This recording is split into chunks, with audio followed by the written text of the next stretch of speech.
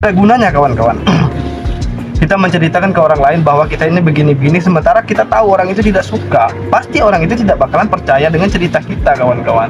Jadi itu yang saya bilang, tetaplah menjadi diri kita yang apa adanya kita. Orang mau suka ya syukur, tidak mau suka ya terserah, karena ini adanya kita, kawan-kawan. Jadi tetaplah berbuat baik, kawan-kawan, sehingga hal-hal yang buruk itu lelah untuk mengikuti kita, kawan-kawan.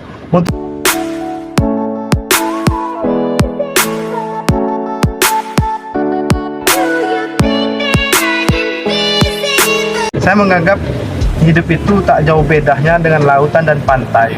Katakanlah seperti itu. Jadi kita memulai cerita ini dari lautan dan pantai. Jadi ada sebuah cerita di suatu pantai dan lautan. Di pantai itu identik dengan orang berliburan, anak-anak, dan lain sebagainya. Jadi di suatu pantai itu ada seorang anak kecil yang kehilangan sendal.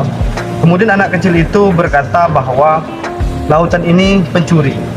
Kemudian di hari esoknya di laut yang sama, di pantai yang sama, ada seorang nelayan yang baru pulang dari menangkap ikan. Sampailah ia di pantai. Kemudian nelayan itu menuliskan kata-kata di pasir dengan kata-kata seperti ini: lautan ini penuh berkah, karena dia tadi setelah banyak mendapatkan ikan, karena dia telah menghitung-hitung daripada hasil nelayannya tadi. Kemudian untuk selanjutnya di hari berikutnya ada seorang ibu-ibu yang kehilangan anaknya tenggelam di lautan. Kemudian ibu-ibu itu sama seperti nelayan atau anak-anak yang tadi yang kehilangan sendal dan nelayan yang menghitung-hitung hasil tangkapannya tadi. Ibu-ibu itu tadi berkata dan menulis kata-kata di pantai, di pasir pantai dengan kata-kata seperti ini. Lautan ini pembunuh. Keesokan harinya lagi datang lagi seorang nelayan yang baru pulang dari mencari ikan. Tapi setelah dia mencari ikan tadi, dia menemukan sebongkah berlian dari dalam lautan. Kemudian nelayan itu sampai ke pantai dan menuliskan lagi kata-kata di pantai dengan tulisan seperti ini: lautan ini penuh berkah. Kemudian di esok harinya lagi di pantai yang sama, di laut yang sama, seorang nelayan berangkat mencari ikan. Seorang nelayan mencari ikan di lautan, tetapi sampainya dia di pantai, dia tidak mendapat satu ekor pun ikan. Dikarenakan apa? Waktu di lautan tadi dia diterpa oleh gelombang dan badai yang lumayan besar. Akhirnya dia pulang dengan tidak mendapatkan hasil apa-apa. Kemudian nelayan itu menuliskan kata-kata seperti ini di pantai, sama halnya seperti kejadian-kejadian yang sebelum-sebelumnya, kawan-kawan. Jadi nelayan itu menuliskan kata-kata bahwa pantai ini atau lautan ini berbahaya karena dia telah diterpa oleh gelombang tadi, kawan-kawan. Sementara lautan dan seisinya tidak sedikit pun memberi respon ataupun memberi tanggapan tentang apa yang telah dinilai oleh orang tadi, kawan-kawan, oleh orang-orang yang sebelumnya, baik itu anak-anak tadi, ibu yang kehilangan anaknya tadi, bapak yang mungkin banyak dapat ikan, ataupun orang yang sudah mendapatkan berlian tadi, nelayan, termasuk penelayan yang tidak mendapatkan ikan, satu ikan pun, dikarenakan perahunya diterpa oleh gelombang dan ombak, kawan-kawan. Jadi sama halnya seperti kehidupan kita sehari-hari, kawan-kawan. Hidup kita di atas dunia ini sebenarnya mudah, kawan-kawan. Ya, mudah. Semudah pendapat orang lain terhadap kita, kawan-kawan. Terkadang kita kayak orang lain akan berkata bahwa ya, kita ini orangnya sombong, pelit, dan lain sebagainya. Di saat kita miskin, orang lain akan berkata dan berkomentar tentang hidup kita bahwa kita ini pemalas, kawan-kawan. Sama halnya dengan kita bangkrut. Di saat kita bangkrut, orang lain akan berkata bahwa kita ini boros. Jadi yang namanya kita hidup di atas dunia ini, kawan-kawan, tidak lepas daripada komentar orang lain tentang kehidupan kita. Ya, namanya juga kita manusia sosial, kawan-kawan. Tak lepas daripada pendapat, penilaian orang lain yang mungkin berbeda pula. Orang lain pula dia menilai tentang kehidupan kita, kawan-kawan. Sama halnya seperti pantai tadi, kawan-kawan. Jadi pantai dan lautan tadi, kawan-kawan. Jadi begini, kawan-kawan, ya. Kita hidup di atas dunia ini, kalau terlalu memikirkan tentang apa pendapat orang lain tentang kehidupan kita, kawan-kawan. Karena begini, terkadang kita manusia ini, kawan-kawan, ya, lucunya satu bagi saya. Terkadang ya hidup ini kita yang menjalani, Tuhan yang mentakdirkan, kok orang lain yang berkomentar gitu. Nah, sementara kita pusing-pusing untuk memikirkan pendapat orang lain kan. Jadilah apa adanya kita tidak meski harus memakai topeng ini biar orang lain simpati dengan kita, biar orang lain cinta dengan kita. Tidak meski kawan-kawan, kita bisa mendapatkan cinta sejati itu kalau kita masih asik saja setiap hari memakai topeng ini biar orang ini senang, tetapi kita tidak nyaman.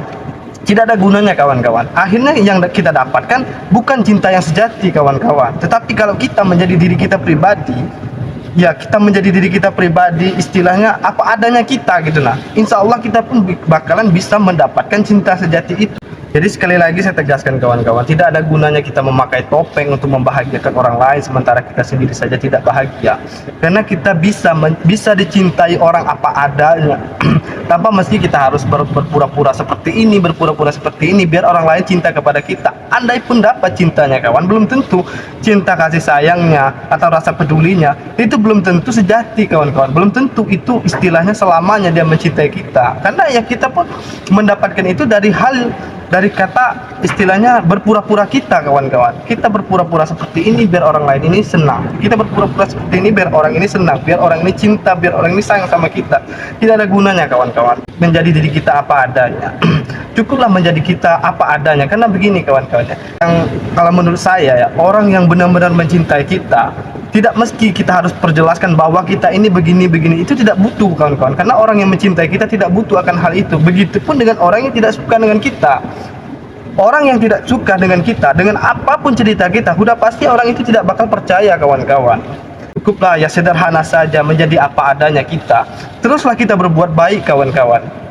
Teruslah kita berbuat baik, meskipun kebaikan kita itu mungkin tidak dihargai orang lain, biarkan saja. Karena yang namanya kebaikan itu kawan, dimanapun kita berada, insya Allah pasti ada orang yang menyukai kita, ada yang menerima kita kawan-kawan. Tidak mesti kita harus katakanlah bahasa kasarnya sekarang ini banyak penjilat dan lain sebagainya. Itu tidak ada gunanya kawan-kawan, karena itu sifatnya sementara kawan-kawan. Memang fakta dan di lapangan dimanapun pekerjaan pasti kita ketemu dengan orang yang seperti itu kawan-kawan. Dia harus seperti ini padahal dia aslinya bukan seperti itu, tetapi dia pengen mungkin mendapatkan kedudukan, jabatan dan lain sebagainya.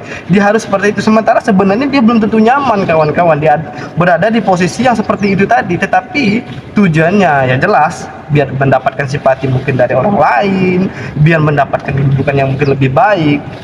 Tidak mesti harus seperti itu kawan-kawan, karena yang namanya kita hidup di atas dunia ini kawan-kawan, semuanya sudah diatur. Yang mungkin dalam agama kita muslim, kita pun juga sebagian sudah tahu yang namanya rezeki, jodoh, maut itu sudah ada yang mengatur kawan-kawan. Kita sebagai manusia cuma bisa berusaha menjadi yang terbaik, maksudnya untuk diri kita pribadi kawan-kawan. Kalau kita sudah baik, kalau kita sudah bahagia, baru kita membahagiakan orang lain. Buat apa kita membahagiakan orang lain sementara diri kita saja belum tentu bahagia kawan-kawan. Jadi itu yang saya bilang, mau suka ya syukur, tidak mau suka ya terserah, karena ini adanya kita kawan-kawan. Jadi tetaplah berbuat baik kawan-kawan, sehingga hal-hal yang buruk itu lelah untuk mengikuti kita kawan-kawan.